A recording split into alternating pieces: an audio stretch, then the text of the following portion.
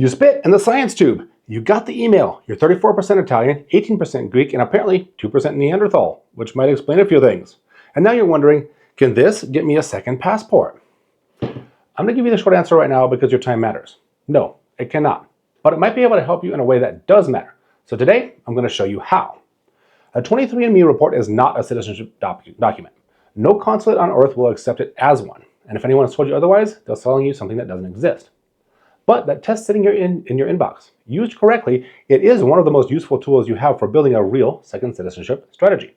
Used incorrectly, it's a $3,000 detour into a family tree that was never going to deliver a citizenship by descent. So, there are three things in this video to pay attention for. First, why DNA fails as a citizenship document. Second, what it actually is genuinely useful for. And then third, the single mistake that wastes more money in this entire field than anything else. So, stay with me here. Citizenship isn't about biology. It's about paperwork. That's the unfortunate truth. So, to claim, say, Italian citizenship by descent, Jure Sanguinis, the right of blood, you don't need to prove that you have Italian genetic markers. You do need to prove that a specific named human being, say Giuseppe Lombardi, was born March 3rd of 1892 in Castellamare di Stabia and was legally a citizen at specific legal moments throughout history, and that you are his documented descendant through an unbroken chain. That chain is made of vital records, such as birth certificates, marriage certificates, death certificates, naturalization records. Each one of these needs to be apostilled for official use. Each one needs to be translated into Italian by a sworn translator. And each one needs to have matching names, dates, and spellings across generations and across languages. Now, DNA can tell you that you share genetic markers with Southern Italians, but it cannot tell you that Giuseppe existed. It cannot prove that he was your great-great-grandfather. It cannot prove that he never renounced his Italian citizenship before your grandfather was born. Those are three separate facts. DNA proves none of them. That's why they don't use it. Italy is explicit on this in their citizenship law. DNA has no legal standing in their citizenship process, period. And every other major descent program in Europe, Ireland, Poland, Greece, Hungary, Germany, works the same way. Yes, there are narrow exceptions, such as contested parentage, missing birth records in a country where archives were destroyed, or a disputed paternity where a consulate specifically requests the DNA test through an accredited lab. Those are exceedingly rare and not what we're talking about here today. For every one of those cases, there are 10,000 people holding a 23andMe report who think that that alone gets them a European passport. It does not. But here's where the test earns its place. 3 uses, all practical, all legitimate, and all of them make your second citizenship strategy a little bit easier, not any worse. So first, family myth busting. Family stories lie. They compress, they romanticize, they drop the uncomfortable parts. The Sicilian grandfather who turns out to be Maltese. The Irish great-grandmother who is actually Ulster Scots from Belfast. The German line that came from what is now Poland and never had German citizenship at all. Before you hire a researcher for $3,000 to chase a lineage, spend $99 confirming that the lineage actually exists. That's a ratio that works in your favor. Second, it is a research force multiplier. Ancestry's DNA matching feature is genuinely underrated, especially when it's paired with family research. You get connected to second and third cousins who may have already done the work. They've traced the line back to the village, they've pulled the church records, they've stood at gravestones to take down data. Their tree becomes your head start and it costs you nothing. Third, and this is the one that people dismiss a little bit too quickly, I'd say, the more romantic use. You find out your family actually came from a place you'd never thought about. A village in Abruzzo, a town in Galway, a village in the Carpathians. Maybe you visit, maybe something clicks. Maybe that ends up being where you want to build the next chapter of your life. A lot of people choose where to spend the rest of their lives on exactly that mix of data and feelings. It's not irrational, it's human. Where you'll actually thrive isn't a spreadsheet calculation. It's a place you walk through and recognize something of yourself in the land. A DNA test can point you to that place. That's worth a little bit more than most people realize. But here's the part that nobody tells you. Finding a lineage that exists on paper is hard. Finding the right person to help you is even harder. Genealogical research isn't just Googling, but that's a good first step. We're talking about reading baptismal records in the 19th century Italian handwriting. It's parish documents written in church Latin. It's towns where civil records were destroyed in the First War, the Second War, or the other war, and you're reconstructing a family tree from a diocese archive. Surnames, which have changed 3 times between the Old Country and Ellis Island. Bianchi becomes Bianco, becomes white. Birth dates estimated because the village priest couldn't read your grandmother's age on her death certificate. These things happen, they happen in everybody's family tree. And every document has to be pulled from the correct archive, apostilled by the correct authority, and translated by a sworn translator, and then filed in the correct sequence, or the consulate will kick the entire application back to you and make you start over. You can do that first mile yourself. Free tools like Ancestry, Family Search, the commune websites for the town that you're targeting, U.S. Census records, the Ellis Island Project, enough to know whether or not you have a claim worth chasing. And DNA can help with that.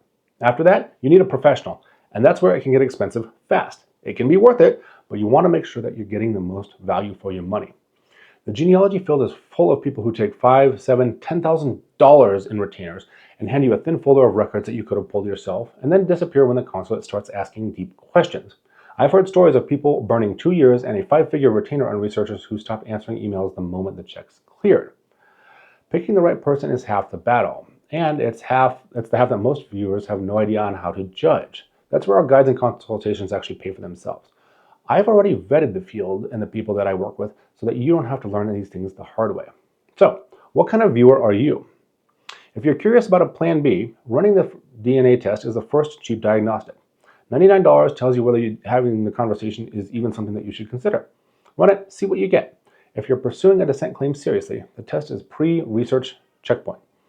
It tells you where to look, it doesn't tell you what to claim. Either way, the test comes before the research, never instead of one. All of these things are meant to be complementary. More data is always better than less. A quick tour of the descent programs matters as well so that you know what you're actually chasing. So let's do that now. In Italy, one of the most popular programs is Italy, but there have been recent changes. As of May of 2025, the Tajani decree cut descent claims to 2 generations. A parent or a grandparent must be Italian-born.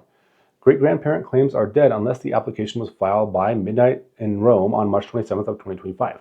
I covered the full breakdown in a separate video. Check it out right here for all the latest information there. Then there's Ireland. Up to your grandparents' generation is an automatic case for citizenship.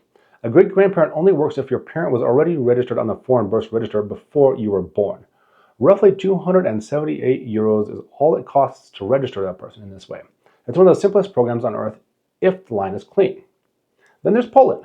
There's no strict generational limit on paper, but your ancestor must have held Polish citizenship after 1920 and never have lost it. The pre-1951 rules around losing Polish citizenship when you voluntarily took another passport catch a lot of Polish American claims before they even start. Keep those in mind. Then there's Greek. Generally, a 3rd generation is permitted, but the ancestor must be registered at a specific Greek municipality, and every subsequent record in the chain has to be translated into Greek. Then there's Hungary, with potentially unlimited generations for making your claim, but it does require Hungarian language proficiency. That single requirement knocks out the vast majority of applicants before they even begin. Then there's Germany, Article 116, the restoration pathways for descendants of those stripped of citizenship under the Nazi regime. It's free to apply, but it's a specific and narrow use case. And then, of course, to the north of the United States, our friends in Canada, who just went the opposite direction. In December of 2025, Bill C-3 expanded descent beyond the 1st generation limit and restored citizenship to lost Canadians, they call it, and their children. That last data point matters. Programs do move in both directions, which is exactly why you want to plan things deliberately instead of assuming that a door will stay open. We just don't know which way they're going, but most programs worldwide are becoming more restrictive, as we're seeing with Italy. Even descent-based programs, the ones that are supposed to be about birthright and blood, they're not stable and they're no exception to this rule. Italy just cut millions of people out of the line with a single decree. Canada has expanded within the same year, so programs do move, rules do change. The question isn't what your DNA says. It's whether or not you have a deliberate plan, multiple options, and a real citizenship claim in your pocket, not just an idea that you're chasing. If you want help figuring out whether or not your lineage will hold up, which program fits, or who to hire for research, grab one of our do-it-yourself guides or book a strategy call. The people who plan ahead get the results that they want. But here's the part that should motivate you. You can do everything right. A clean lineage, the right researcher, documents, apostille, and stamps, and the programs can still close while your file is in transit. That's what happened to the people in Italy right now, and it's still being litigated in Italian courts. Years of work gone in a single decree. Citizenship by descent is a pathway, but citizenship is the ultimate destination. The only status that actually protects you from a government changing its mind is one that's already been granted, one that's already in your hands. The best time to act was 2 years ago. The second best time is today. Use the DNA test for what it's actually good for. Skip the researchers who will bleed you dry. I've got a video coming out on exactly how those play out. Watch for that one on this channel. And if you want a plan that holds up no matter which country rewrites its rules next, the links are in the bio. Guides, strategy calls, everything. The right information makes it all possible. I'm Brad with Evolution Expats. I'll see you in our next video.